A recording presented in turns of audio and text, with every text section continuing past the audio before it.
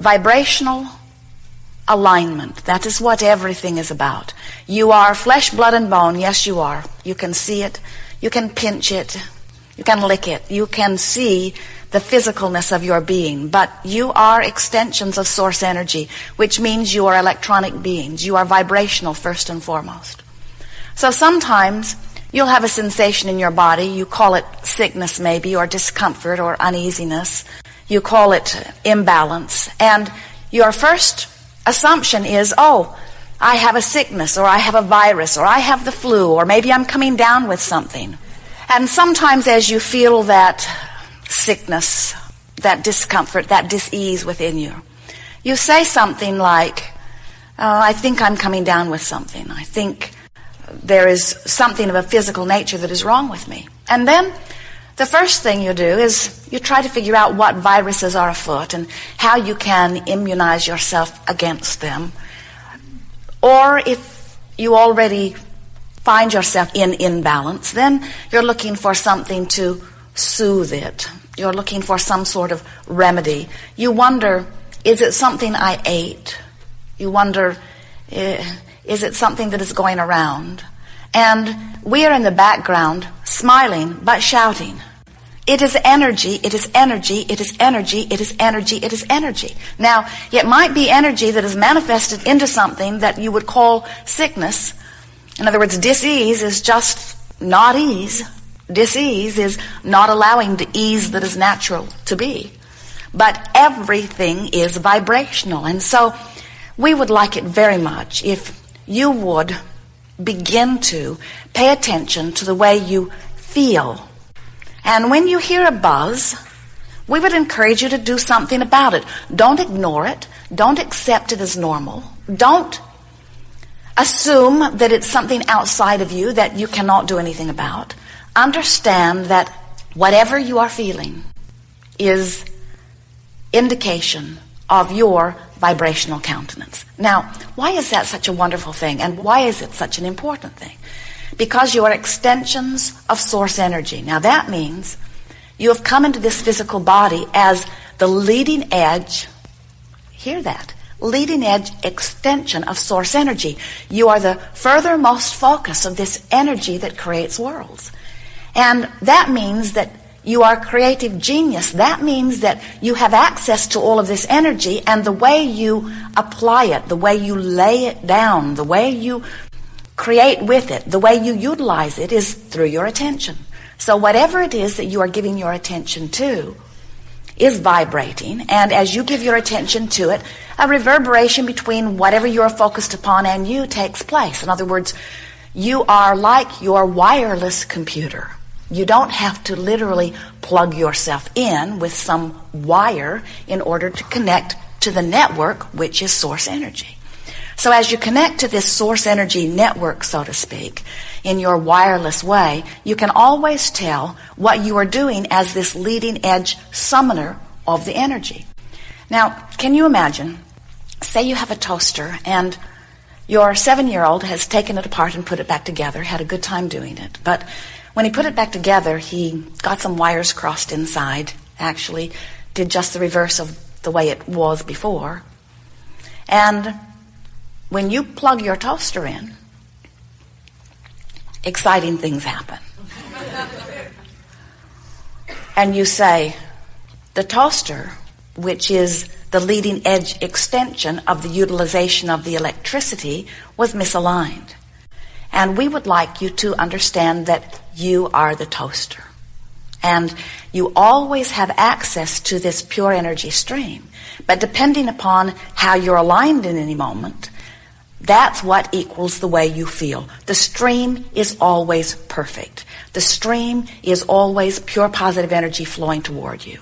But you have so much more leeway, latitude, ability, flexibility. You have so much ability to align, misalign, align, misalign, align, misalign with this energy stream. So you've been thinking lots of thoughts. You've thought endlessly. You can't stop thinking. Your perception is thinking. You are thinking on many levels of your being. And as this thought process is taking place within you and has taken place within you, you have a sort of vibrational average. In emotional terms, you would say, I have a sort of mood. I have a mood about this and I have a mood about that.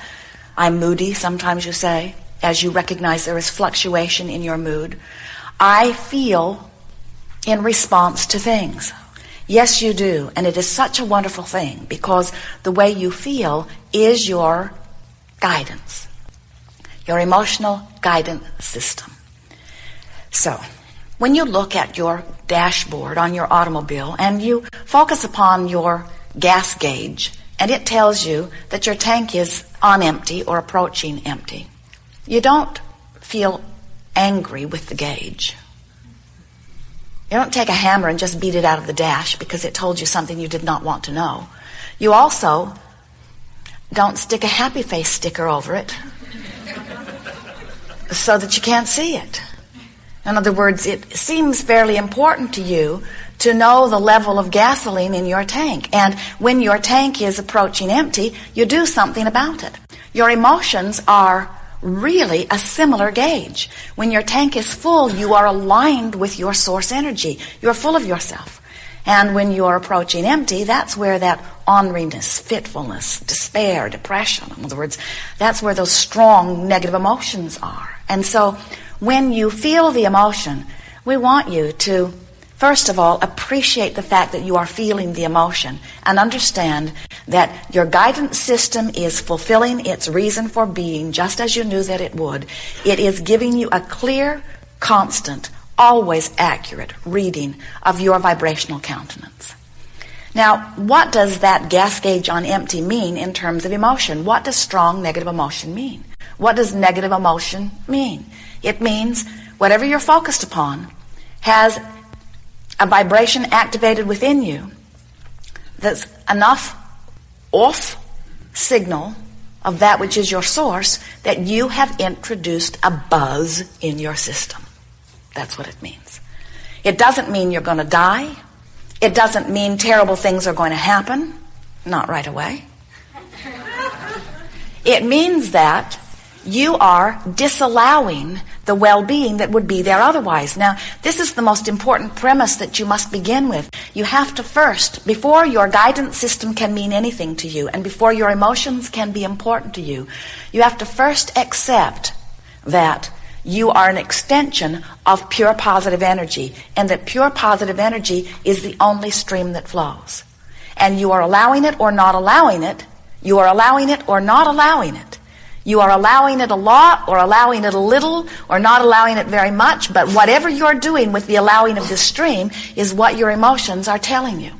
So we know that at first, especially at first, when you hear some non-physical angel expressing to you about vibration, we know that it can be a little off-putting at first because you are accustomed to approaching your world through your physical sense. And we know that it does feel more logical to you when you feel something in your body to start looking for physical clues. But we want you to look for vibrational clues. Because at the heart of everything that you are living is a vibration of alignment or a vibration of misalignment. And that is all there is. So, your emotions are very important. Your emotions are your guidance. Your emotions are your constant indicator.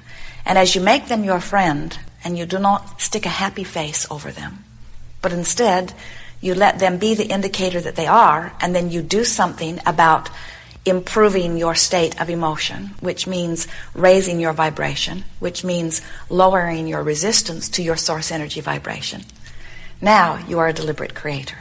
So, in the way that we were making the analogy of the full gas tank, meaning fully connected to source, and the empty gas tank, meaning disconnected to source, we want to point out that your tank can never really be empty. You can pinch it off pretty good, but you will never empty out. And in ultimate physical withdrawal from the stream, you just reemerge fully into non-physical. In other words, when you die, your tank fills right up. Death is ultimate fulfillment of your gas tank. We would just like you to discover it on a consistent basis without dying. We would like you to be here in your physical body, a full extension of that source energy. And we know that the only way that you're going to be able to consistently do that is by reading your vibration and knowing what the feeling of your vibration means, and then adjusting your thought for the purpose of finding the relief that releasing resistance always brings. Understanding law of attraction, and more importantly, understanding the way you feel, will give you creative abilities beyond your wildest dreams. There is nothing that you cannot be or do or have. There is nothing that you cannot reach for and achieve. And there is nothing that needs to take a long time to come to you. The source energy is very fast-moving energy, and manifestation is much faster in these days than it has ever been before. And it is time for you to reclaim your power by paying attention to what you are doing, which is causing you to divert your power or to resist your power. No one else is keeping you from anything that you want. There is not an agency, there is not a parent, there is not an influence, there is not another. Nothing can prevent you from the fulfillment of your own desires. Only you. And only you can do it through offering a vibration that is not in alignment with your desires. And your emotions are telling you in every moment whether you are allowing or resisting, whether you are in alignment or misalignment with your own desires. So, Jerry and Esther have a navigational system in their vehicles. It is a wonderful contraption. There are some satellites in the sky and an antenna on their roof, and the satellites are triangulating their position at all times. And there is a computer in the car that has all the maps of the nation. And so, when they turn Magellan on, right away, Magellan ascertains where they are. And then they program into the computer where they want to go. And then Magellan figures the route between where they are and where they want to be, tells them how far it is, and suggests the way they go. Turn by turn will lead them to where they say they want to go. It's a wonderful machine. Something that we've noticed about Magellan is that Magellan never says, "Where have you been?" Because Magellan isn't interested in complicating matters by trying to figure out every place you've been. Magellan is only interested in leading you from where you are to where you want to go. Your own guidance system is the same way. And yet it is utterly astonishing how many hours you spend explaining where you have been as you are making an effort to go somewhere else.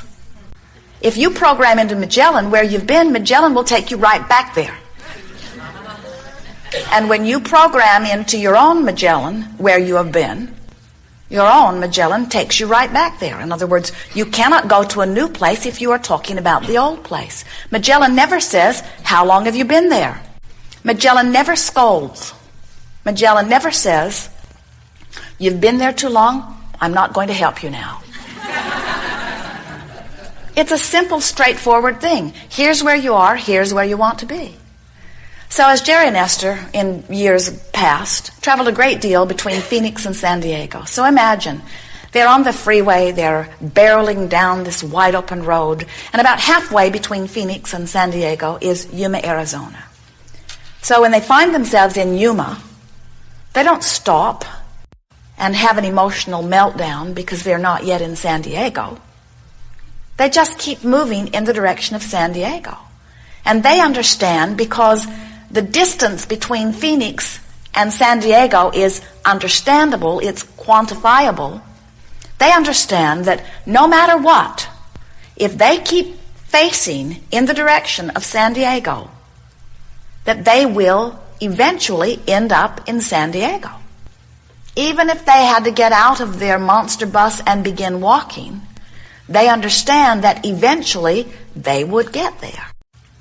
And we think what happens with so many of you relative to your destination of joy, or your destination of financial independence, or your destination of a well body, or your destination of a fabulous relationship, is sometimes you get in Yuma and you spend so much time noticing that you are in Yuma that you do not continually moving towards San Diego. Or you are so upset that you are in Yuma and not in San Diego that you just get flustered and turn around and go back to Phoenix.